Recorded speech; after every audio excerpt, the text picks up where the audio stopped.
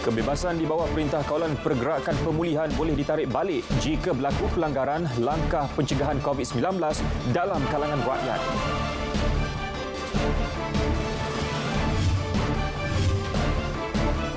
Menjelang pembukaan semula sekolah 24 Jun ini, sekolah di dalam zon merah diberi keutamaan bagi proses sanitasi dan nyakuman.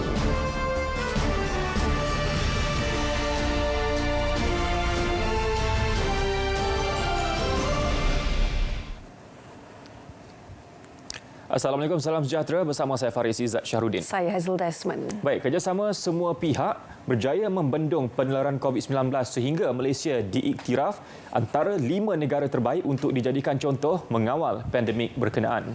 Pelaksanaan Perintah Kawalan Pergerakan PKP bermula 18 Mac lalu merupakan keputusan besar dan mencabar yang dibuat Perdana Menteri Tan Sri Muhyiddin Yassin. Bagaimanapun, hasilnya kini lekuk penularan COVID-19 berjaya dilandaikan. Di bawah pimpinan Yang Amat Berhormat Tan Sri Muhyiddin Yassin, Malaysia telah berjaya menjadi salah satu negara contoh dalam usaha mengekang penularan wabak COVID-19.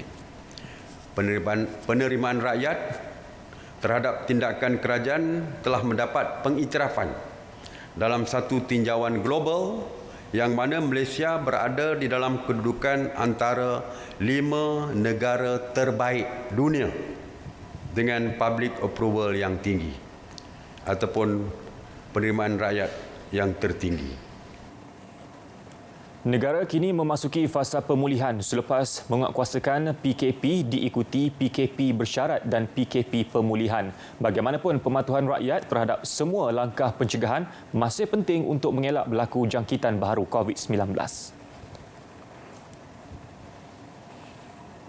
Ya, Hazel, di sebalik pengiktirafan dunia itu, kerajaan tidak teragak-agak untuk menarik balik kebebasan yang diberi di bawah Perintah Kawalan Pergerakan Pemulihan PKPP. Amaran dikeluarkan terhadap mereka yang tidak patuh prosedur operasi standard SOP ditetapkan serta mengabaikan langkah pencegahan COVID-19.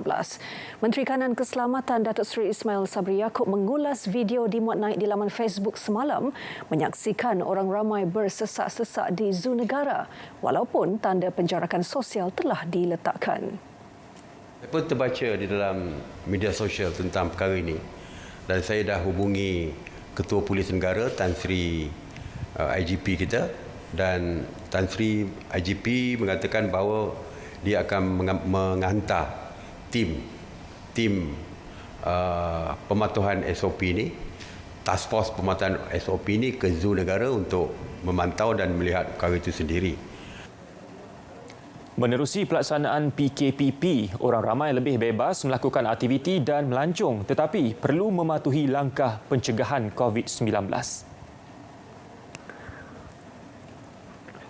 Jumlah kes aktif COVID-19 kini di bawah 1,000 orang apabila mencatatkan 986 kes. Jelas Ketua Pengarah Kesihatan Datuk Dr. Nur Hisham Abdullah, untuk hari ini terdapat 8 kes baharu, menjadikan jumlah keseluruhan 8,453 kes.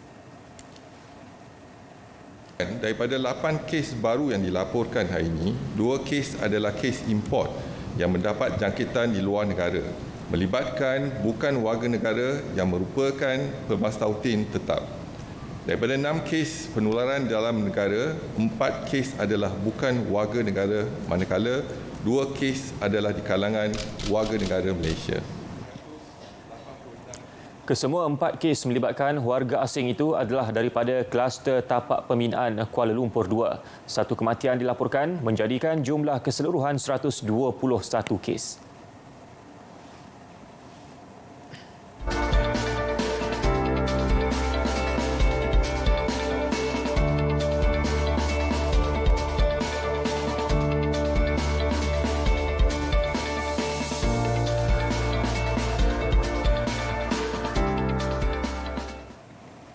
Sekolah menengah dalam kawasan zon merah di seluruh negara akan diberi keutamaan untuk menjalani sanitasi awam oleh Jabatan Bomba dan Penyelamat Malaysia JBPM. Langkah itu diambil bagi memastikan sekolah berada dalam keadaan bersih dan selamat daripada COVID-19 sebelum dibuka kepada pelajar dan guru pada 24 Jun ini. Timbalan Menteri Perumahan dan Kerajaan Tempatan Datuk Seri Dr. Ismail Abdul Muttalib berkata, kementeriannya telah mengadakan mesyuarat khas dengan Kementerian Pendidikan dan telah menerima senarai sekolah yang perlu diberi perhatian.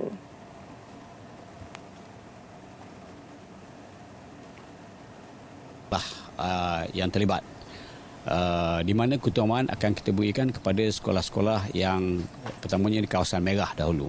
Kita akan berikan, pastikan supaya sekolah itu selamat. Bimbingan kepada petugas-petugas pembersihan di sekolah. Kita akan beri panduan mereka dari segi chemical yang akan digunakan, bagaimana cara dan sebagainya, kerana mereka juga ada pengalaman untuk pembersihan di bilik tandas, di bilik kelas dan sebagainya. Beliau berkata demikian selepas melawat rumah mangsa ribut di Felda Jengka 1 Maran. Bagi sekolah-sekolah lain yang berada di kawasan zon hijau pula, JBPM menyerahkan kepada pihak sekolah melakukan sanitasi sendiri. JBPM akan membekalkan alat sanitasi seperti bahan kimia yang sesuai serta tunjuk ajar cara melakukan sanitasi. Kerja-kerja sanitasi bangunan sekolah seperti bilik darjah, bilik guru, kantin dan tandas dilakukan oleh pekerja sekolah masing-masing.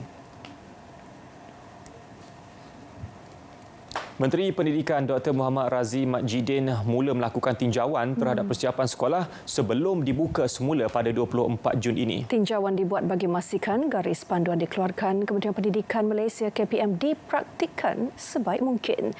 4 sekolah di Kelantan seperti Sekolah Kebangsaan Desa Pahlawan di Ketereh menjadi antara sekolah terawal dilawati Menteri Pendidikan. Menerusi perkongsiannya di laman Facebook, beliau berkata sekolah tersebut dekat di hatinya kerana ia merupakan sekolah terakhir arwah bapanya berkhidmat sebagai guru besar.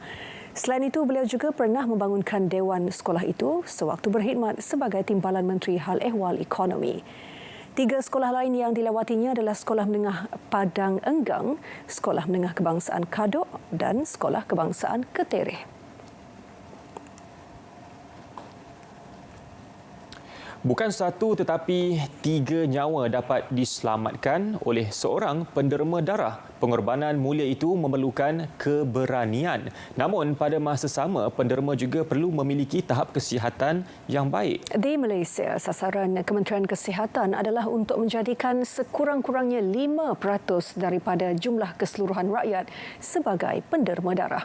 Meski belum tercapai, tren pendermaan darah menunjukkan peningkatan dari setahun ke setahun. Ya, sempena sambutan Hari Penderma Darah Sedunia 2020, wartawan Ravin Sanmugam menyediakan laporan berikut. Ramai dalam kalangan kita takut untuk menderma darah kerana mereka berpendapat berat badan itu akan bertambah selepas menderma. Sebenarnya tidak.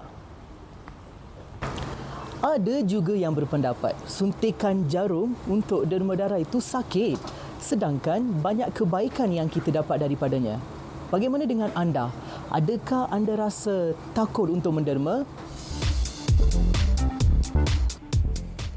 Pada 2019, 199,721 rakyat Malaysia tampil menderma darah di pusat darah negara. 61.33% daripadanya merupakan lelaki. Individu dalam kelompok usia 30 hingga 50 tahun merupakan golongan penderma paling ramai. Ada rasa takut sedikit, tapi lepas kita duduk kat situ and then nurse pun memang entertain kita okey, so tak ada masalah lah sekiranya. Perasaan waktu itu semasa menderma darah? Perasaan saya rasa happy sebab the reason saya derma darah sebenarnya adalah untuk bagi balik darah kepada komuniti. Sebab sebelum ni saya pernah derma darah. Dah banyak kali dah. Memang saya jadikan dia rutin saya lah untuk menderma darah. Rasa lebih sihat lah. Dan rasanya berat badan pun tak ada yang bertambah ke apa ke. Kurang sikit lah. Ya, saya dapat dorongan daripada kawan-kawan masa zaman belajar dululah. So mereka ni bagi dorongan waktu zaman belajar. Kami dia belajar, ada pusat darah negara datang bergerak di tempat kami belajar. So kami mencabar antara masing-masing lah, maksudnya jom kita derma darah. So dari situ saya start. So sebenarnya tak ada masalah pun, dia tak ada perasaan takut, cuma jarum yang besar saja. So tak boleh tengok jarum tu je lah. Dari sudut kesihatan, pendermaan darah boleh merangsang badan untuk menghasilkan sel-sel darah yang baharu. Sel-sel tersebut mempunyai lebih keupayaan untuk membawa oksigen ke seluruh badan. Namun, demi keselamatan dan kesihatan diri, beberapa perkara perlu diketahui sebelum seseorang itu menderma darah. Sebelum menderma, pastikan anda mendapat rehat yang cukup, tidur lebih 5 jam dan makan dalam masa 4 jam sebelum menderma. Semasa menderma, pastikan anda tenang dan tidak terlalu cemas. Ingat, satu beg yang kita derma mampu menyelamatkan 3 nyawa. Bekalan darah di pusat darah negara dan tabung darah di seluruh negara berkurangan 40% sepanjang Mac lalu apabila Perintah Kawalan Pergerakan PKP dikuatkuasakan. Bagaimanapun, situasi tersebut berubah sebaik pelaksanaan PKP bersyarat. Dalam fasa PKPB, kutipan darah telah meningkat, malah biasanya kutipan setiap bulan adalah lebih kurang 10,000 beg darah di seluruh Malaysia. Tetapi bulan lepas kami telah berjaya mengutip 15,000 beg darah dalam keseluruhannya. Sehaluan dengan tema tahun ini, kami menyeru agar penderma darah mengekalkan gaya hidup yang sihat agar darah yang didermakan selamat untuk pesakit. Darah yang selamat menyelamatkan nyawa. Derma darah demi kesihatan sejagat. Terima kasih diucapkan kepada semua penderma darah. Anda adalah wira negara. Ravin Sanmugam, RTM.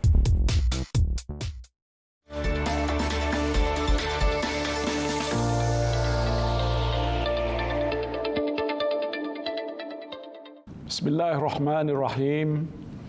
Assalamualaikum warahmatullahi wabarakatuh. Salam sejahtera. Apa khabar semua? Saya harap saudara-saudari sekalian sihat walafiat. Alhamdulillah, syukur kehadrat Allah Subhanahu wa taala kerana dengan rahmatnya sekali lagi kita diberikan kesempatan untuk meraihkan Hari Penderma Darah Sedunia peringkat kebangsaan pada tahun ini.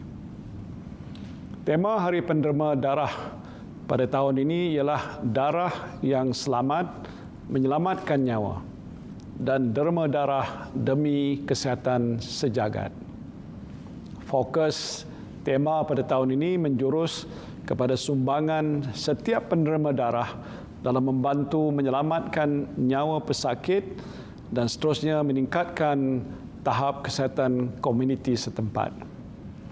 Penderma darah juga merupakan wira negara kerana pengorbanan mereka untuk tampil menderma darah secara sukarela saban hari, mengorbankan masa dan tenaga, termasuk juga semasa negara kita di dalam Perintah Kawalan Pergerakan Pemulihan PKPP bagi melawan COVID-19. Saya juga ingin merakamkan penghargaan kepada semua pihak yang menganjurkan kempen derma darah ini. Menerusi kempen-kempen yang dianjurkan ini, masyarakat berpeluang untuk menderma darah berdekatan dengan komuniti setempat mereka dan ini lebih memudahkan mereka. Dalam kita baru memasuki fasa pemulihan wabak COVID-19, norma kehidupan yang baru perlu terus dilaksanakan untuk meraihkan Hari Penderma Darah pada tahun ini. Saya yakin semua platform media sosial akan dimanfaatkan dengan makluman berguna bagi meraihkan para penderma darah serta menyemarakkan kesedaran menderma darah. Teruskanlah sokongan padu anda kepada pusat darah negara dan tabung-tabung darah di seluruh negara. Saya ingin mengajak semua rakyat Malaysia, terutama yang masih belum menderma darah, mulakan langkah pertama anda dalam menjadikan ambalan menderma darah secara berkala sebagai budaya gaya hidup sihat. Saya ucapkan selamat Hari Penderma Darah sedunia kepada para penderma darah di seluruh negara. Terima kasih. Wabillahi taufiq wal hidayah. Wassalamualaikum warahmatullahi wabarakatuh.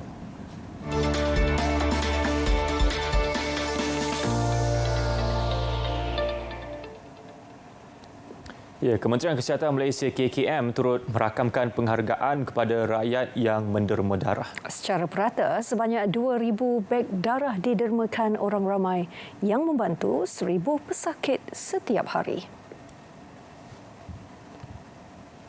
Kementerian Kesihatan amat berbangga dan berterima kasih kepada rakyat Malaysia yang menderma dan menyumbang kepada aktiviti pendermaan darah. Sempena Hari Penderma Darah Sedunia hari ini, KKM mengalu-alukan orang ramai terus tampil menderma darah.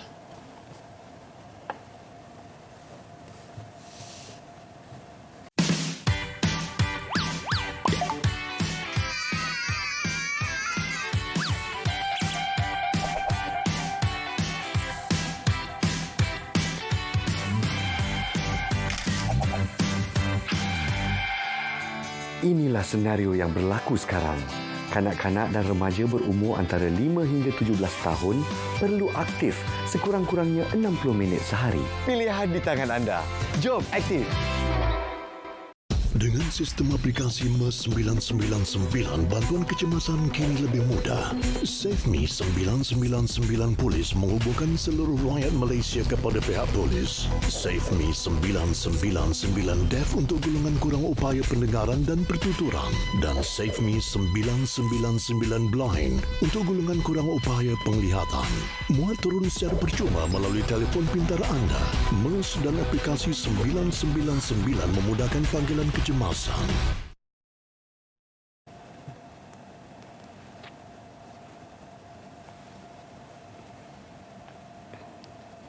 Bertemu kembali, peningkatan pengguna lebuh raya di kawasan rehat dan rawat sudah dijangka selepas orang ramai dibenar melakukan perjalanan merentas negeri. Tinjauan di RNR Seremban mendapati orang ramai sudah selesa mengamalkan norma baharu pasca penularan COVID-19.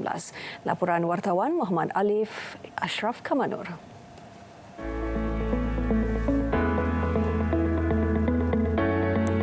Tinjauan sehingga jam 2 petang tadi mendapati aliran trafik lancar walaupun berlaku pertambahan kenderaan. Bagi pengguna lebuh raya pula, setiap langkah pencegahan dipatuhi sepenuhnya. Saya sebenarnya berasa bersyukur di atas apa yang berlaku ketika ini setelah PKPP dilaksanakan. Sepanjang saya balik ke kampung, kesemua kemudahan telah banyak dibuka dan telah banyak diadakan di semua penghentian.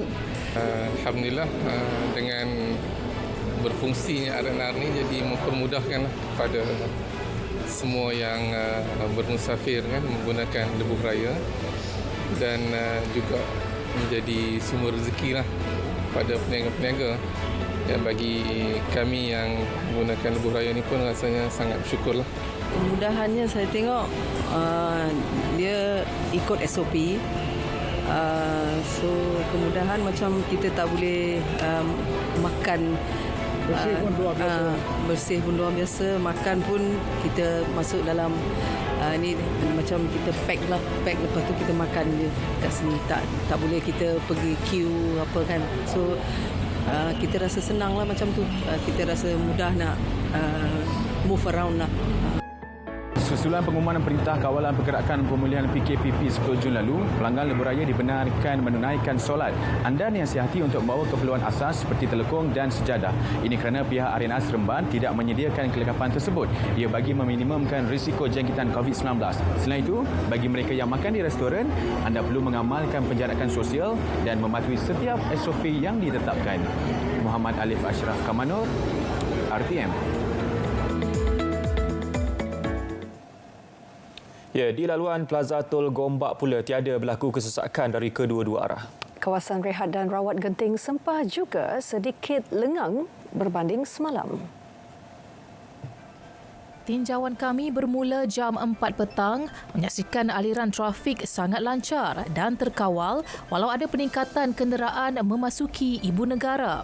Pengerusi penjaja RNR Genting Sempah, Yop Sopian berkata, pengguna lebuh raya mempunyai kesedaran tinggi terhadap pematuhan langkah pencegahan COVID-19. Dalam tempoh PKP ni kita jaga keselamatan je, jaga diri kita je, itu yang mustahak.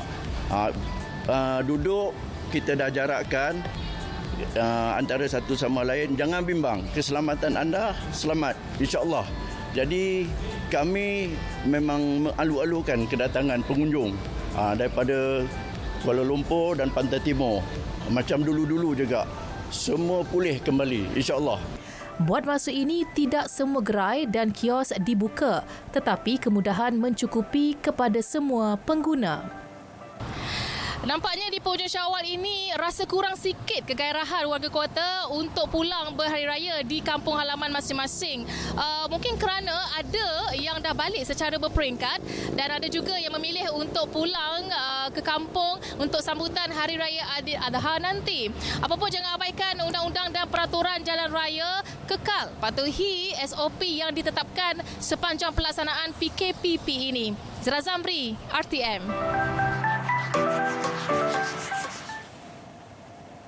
Ya, sementara itu, PLAS Malaysia berhad pula menjangkakan jumlah kenderaan akan meningkat kepada 1.4 juta menjelang esok berbanding 1.2 juta pada Jumaat. Wartawan Mohan Chinnasamy di Persada PLAS Subang ada laporannya. Silakan Mohan.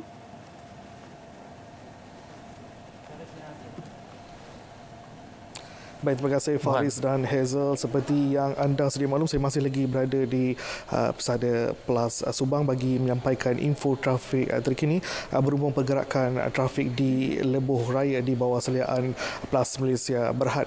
Baik, untuk pengetahuan anda, buat masa ini pergerakan trafik di hampir kesemua lebuh raya di bawah seliaan PLAS Malaysia Berhad terkawal dan tiada sebarang kesesakan yang dilaporkan, namun terdapat peningkatan trafik jika dibandingkan sejak pagi dan petang tadi.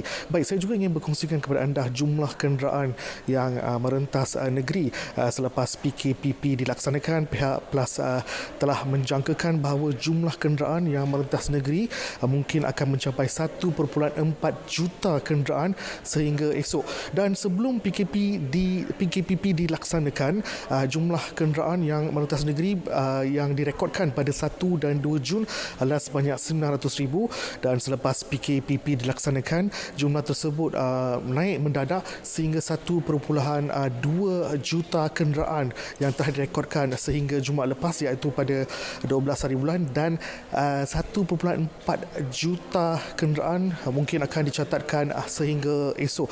Dan saya juga telah berjaya membuat panggilan video bersama dengan Ketua Kecemerlangan Operasi PLAS, iaitu Encik Muhammad Yusof Abdul Aziz, berhubung dengan peningkatan trafik ketika PKPP dilaksanakan, dan ini merupakan antara penjelasan beliau.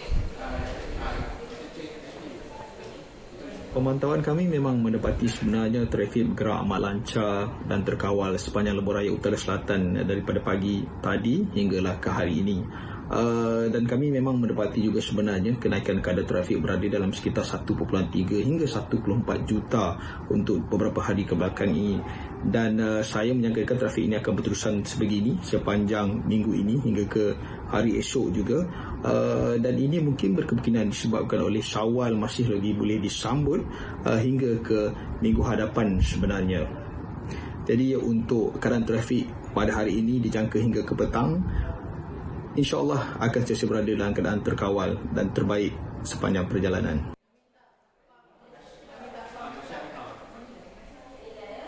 Baik, terima kasih Encik Muhammad Yusof. Begitulah penjelasan beliau berhubung dengan jangkaan oleh pihak PLAS Malaysia Berhad berhubung dengan jangkaan peningkatan jumlah kenderaan di ketika PKPP dilaksanakan. Baik, berbalik pada situasi di sini, mungkin saya boleh membawakan kepada anda beberapa visual CCTV berkenaan dengan situasi semasa pergerakan trafik pada malam ini. Baik, yang pertama adalah di Terowong Menora. Kita boleh melihat berlakunya pergerakan pergerakan ataupun pertambahan pergerakan trafik di kedua-dua hala. Seterusnya di Tapah iaitu di kilometer 324.4 kita boleh lihat ada pertambahan kenderaan juga di kedua-dua hala iaitu aliran trafik yang boleh dikatakan sekata di kedua-dua arah. Dan seterusnya kita ke Subang di kilometer 14.7. Anda boleh melihat sendiri pertambahan kenderaan di kawasan ini kerana sebelum ini waktu pagi dan petang kita memperlihatkan tiada sebarang pertambahan kenderaan dan kawalan trafik adalah cukup terkawal. Baik, seterusnya kepada anda, sekiranya kenderaan anda mengalami kerosakan, anda nasihatkan untuk meletakkan kenderaan anda di lokasi yang telah ditetapkan seperti kawasan R&R dan sebagainya. Anda juga boleh menghubungi pihak PLAS iaitu bahagian peronda di talian 1-800-88-0000. Saya ulangi sekali lagi, di talian 1-800-88-00, dan anda perlu maklumkan anda berada di kilometer ke berapa bagi memudahkan pihak peronda untuk mencari dan membantu anda, kerana ini bukan menjadi masalah utama kepada pihak PLAS untuk mencari anda sekiranya anda tidak maklumkan anda berada di kilometer berapa, dan anda juga diminta supaya tidak meminta bantuan terhadap kepada pengguna-pengguna lebuh raya yang lain. Anda perlu menanti sehingga bantuan daripada Peronda Plus tiba untuk membantu anda. Dan selain itu, perkara yang paling utama yang perlu ditekankan di sini adalah penjarakan sosial. Sekiranya anda berehat di mana-mana R&R, pastikan penjarakan sosial perlu diamalkan, terutamanya di tandas dan juga di surau dan di mana-mana gerai makanan yang terdapat di kawasan R&R. Ini bagi memastikan, bagi mengelakkan wujudnya kluster-kluster baru, dan kita perlu mengelakkan perkara ini bagi kesihatan diri sendiri dan juga kesihatan orang lain. Jadi itu merupakan antara laporan yang boleh saya kongsikan bersama anda. Kita kembali bersama Hazel dan Faris di studio, silakan. Baik, Mohan, terima kasih. Seterusnya, aliran trafik di sepanjang Lebuh Raya Utara Selatan Plus dan Lebuh Raya KL Karak dilaporkan juga lancar tanpa sebarang kesesakan luar biasa sejak pagi hingga lewat petang tadi. Untuk perinciannya, kita terus sahaja bersama Andy Reza Rohadian di Pusat Pengurusan Trafik Lembaga Lebuh Raya Malaysia, LLM. Andy. Faris, Hazel, skrin di belakang saya sekarang ini memaparkan aliran trafik semasa di 50 buah lokasi di 31 lebuh raya berbeza. Namun saya hanya akan kongsikan kepada anda perkembangan terkini aliran trafik di 4 lokasi yang sering berlaku kesesakan. Kita mulakan dahulu dengan perkembangan di lebuh raya KLK LPT 1. Ini di Plaza Tol Gombak arah masuk ke Ibu Negara. Aliran trafik bergerak lancar menuju ke kaunter pembayaran tol meski berlaku pertambahan jumlah kenderaan. Kita saksikan pula bagaimana situasi di Bentong. Di sana aliran trafik bergerak lancar tanpa sebarang kesesakan meski berlaku pertambahan jumlah kenderaan. Kita saksikan pula situasi di Sungkai, ini di Lebuh Raya Utara Selatan. Ketika ini aliran trafik juga bergerak lancar tanpa sebarang kesesakan. Situasi sama dapat kita saksikan di Bandar Ansdale di kilometer 267.65. Aliran trafik di kedua-dua arah bergerak lancar tanpa sebarang kesesakan meski berlaku pertambahan jumlah kenderaan. Situasi ini semuanya berbeza dengan keadaan dari pagi hingga petang tadi, di mana keadaan di keempat-empat lokasi ini bergerak lancar tanpa sebarang kesesakan luar biasa. Untuk maklumat anda, secara keseluruhannya lebih 15 juta kenderaan menggunakan lebuh raya sejak Perintah Kawalan Pergerakan Pemulihan PKPP dilaksanakan pada 10 Jun lalu. Jumlah tertinggi direkodkan pada Jumaat lepas apabila hampir 4 juta kenderaan berada di lebuh raya. Bagaimana situasinya semalam? Saya bersama dengan Puan Nur Hazira Razali, Pegawai Pusat Pengurusan Trafik Lembaga Lebuh Raya Malaysia. Assalamualaikum Puan. Waalaikumsalam. Baik, terus saja bagaimana agaknya kadar ataupun jumlah kenderaan semalam berbanding kemarin, Puan? Okey, untuk jumlah kenderaan, jumlah trafik pada 12 hari bulan 6 2020 iaitu pada hari Jumaat adalah sebanyak 4 juta kenderaan, yang mana menunjukkan penurunan berbanding pada hari Sabtu 13 hari bulan 6 sebanyak 3.5 juta kenderaan. Walau bagaimanapun, pihak LLM menjangkakan akan berlakunya pertambahan trafik pada hari ini, yang mana rata-rata pengguna akan pulang ke pusat bandar pada hari ini untuk memulakan rutin harian seperti biasa hari Isnin nanti. Mungkinkah pihak LLM menjangkakan ada gelombang kedua kesesakan berlaku pada hujung bulan misalnya, Puan? Okey, kita menjangkakan akan ada gelombang kedua, yang mana minggu selepas gaji Mungkin pengguna akan memulakan perjalanan. Dan untuk keadaan trafik pada waktu ini, kita menjangkakan trend ini akan masih kekal sama pada waktu ini sehingga lewat malam ini. Baik, kalau kita saksikan kesesakan berlaku di beberapa buah lokasi, adakah kesesakan ini situasinya sama dengan musim perayaan ataupun situasi musim-musim perayaan sebelum PKP dilaksanakan, Puan? Tidak sama sekali. Sebab memandang kita menjangkakan minggu ni akan berlaku kesesakan, yang mana minggu pertama selepas kita dapat kebenaran untuk rentas negeri. Tapi pemantauan dari hari Jumaat dan hari Sabtu, trafik masih lagi dalam keadaan lancar dan terkawal di lokasi-lokasi utama lebuh raya negara. Terima kasih banyak-banyak Puan Hazira kerana berkongsi dengan kami.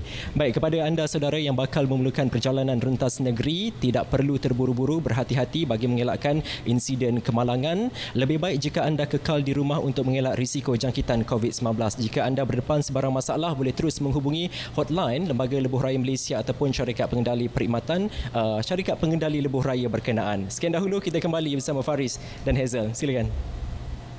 Baik, terima kasih Hendy atas laporan itu tadi langsung dari LLM Bangi. Baik, menyusul selepas ini laporan cuaca untuk sepanjang hari esok.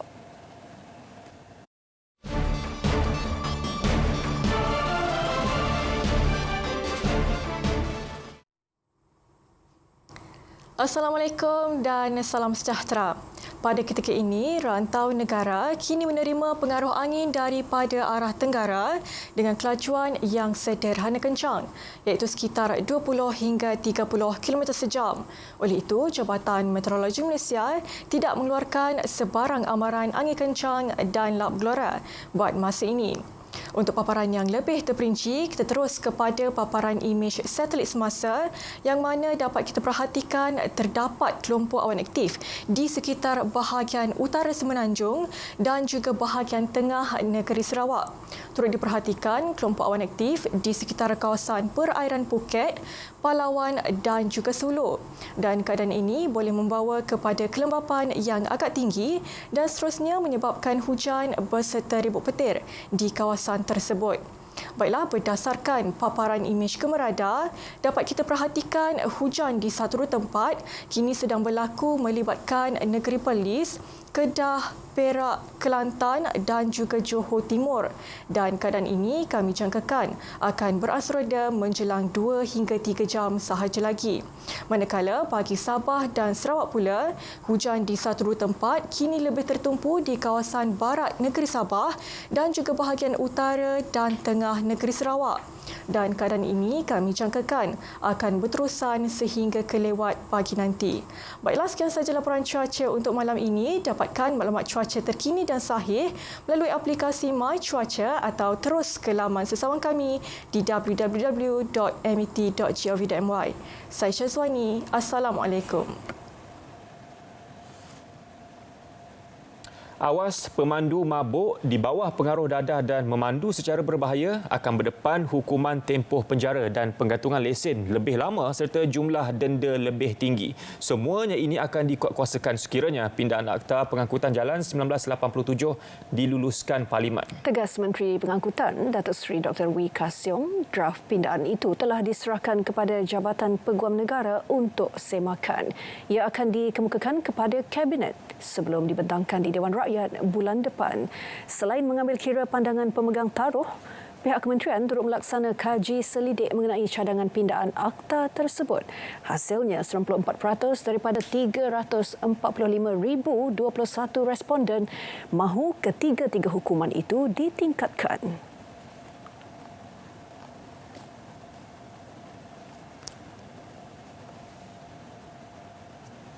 Semua pemandu mabuk, jangan sekali cuba. Okey? Saya tak mencaburi hak sesiapa. You nak minum dekat rumah ke, dekat kolam renang, ditenggelamkan dengan apa juga, kamu boleh buat di mana? Di rumah. Tapi jangan memandu. Once you drive, I will take action. 43% responden mahu hukuman mati dikenakan kepada pemandu mabuk di bawah pengaruh alkohol dan memandu secara berbahaya. Bagaimanapun, Datuk Seri Dr. Wee Ka Siong mempunyai alasan sendiri untuk tidak melaksana hukuman tersebut buat masa ini. Ada yang kata pakai seksyen kerana keseksaan 302 terus gantung mati. Tapi kena bukti di mahkamah ada niat untuk membunuh. Jadi kita tidak mahu nanti terlepas disebabkan niat itu tak dapat dibuktikan. Jadi secara spesifik ada threshold yang dilepas, habis dia akan kena. Jadi saya rasa dengan cara ini ianya lebih berkesan. Namun sekiranya terdapat unsur jenayah seperti membunuh dengan niat, polis boleh mengambil tindakan lanjut mengikut peruntukan berkaitan. Kementerian Pertanian dan Industri Makanan memperuntukkan lebih 9 juta ringgit bagi projek baik pulih perumahan dan kemudahan jeti nelayan di Sabah. Menterinya Datuk Seri Dr. Ronald Kiandi berkata, buat masa ini projek tersebut difokuskan di Beluran sebelum diperluas ke daerah lain.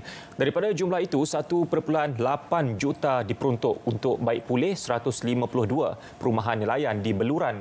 Ia akan dilaksana secara gotong royong bersama Persatuan Nelayan Kawasan Beluran. Setiap rumah diberi peruntukan maksimum RM12,000 bergantung kepada kerosakan kediaman nelayan. Bagi projek baik pulih jeti nelayan Beluran, jeti Kampung Seri Menanti dan jeti Kampung Muanat 2 pula masing-masing menerima peruntukan RM50,000. Dan tentu sekali kita akan melihat keperluan untuk program baik pulih rumah nelayan ini di expanded di daerah lain, bukan saja di Beluran tapi di kawasan-kawasan